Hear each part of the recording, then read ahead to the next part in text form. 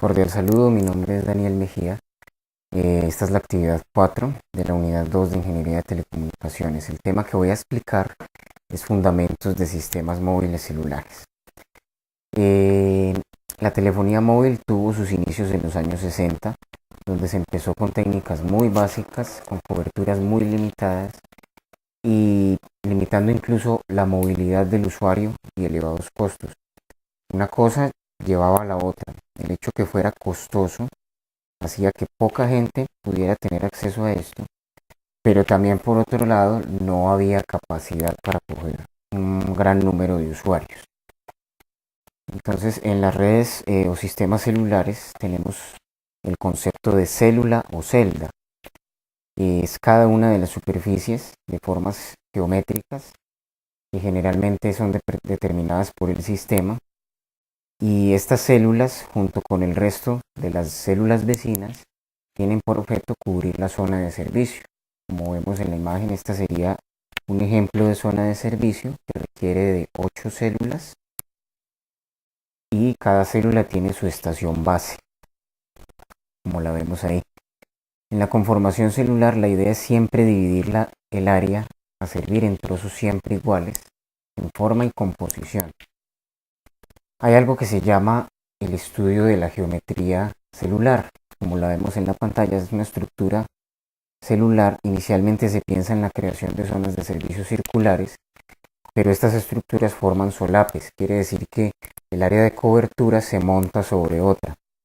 Entonces es por eso que lo mejor es plantear coberturas de tipo poligonal, que pueden ser triangulares, cuadradas o hexagonales. Las que vemos en la imagen son hexagonales, que son las de preferencia. Para esto se hace un análisis geométrico de las interferencias, calculando las interferencias en los sistemas celulares, donde se requiere las señales deseadas y las señales interferentes.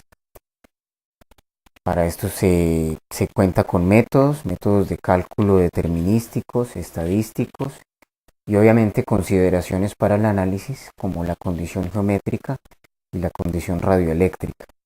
Estos cálculos incluyen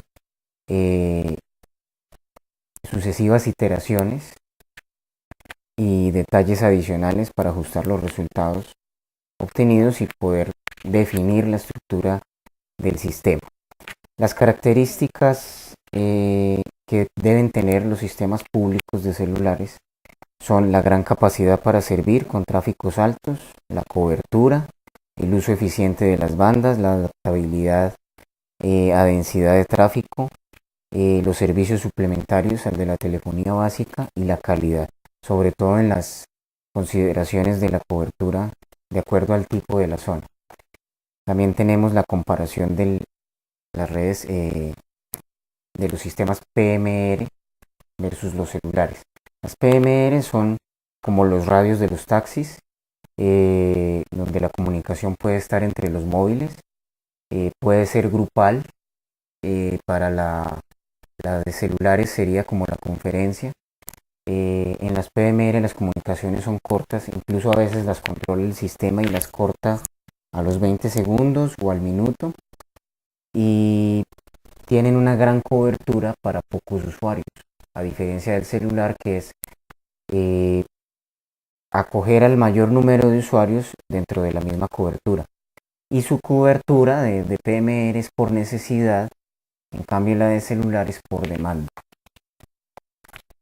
También tenemos los tipos de celdas en los sistemas celulares, donde son colindantes o vecinas. Las colindantes son las que, perteneciendo a estaciones de bases diferentes, tienen cierta frontera común. Podríamos decir que una gris oscura es colindante de una blanca. Y la célula vecina serían dos de las grises, que están dentro de una estación base con sectores de la misma. La jerarquía de las celdas se divide en macroceldas, microceldas y picoceldas. La macrocelda es de superior a 1 kilómetro de cobertura, la microcelda es menor a 1 kilómetro y la picocelda es de 100 metros, que puede ser dentro de un edificio o una región específica. Las celdas paraguas son las que solucionan escenarios como el de un móvil en una autopista, donde pasa de una célula a otra y se realizan transferencias o handoffs, que se llaman. Y para reducir esa cantidad de handoffs, se toma la cobertura con la celda paraguas, que es más grande pero de una jerarquía más alta.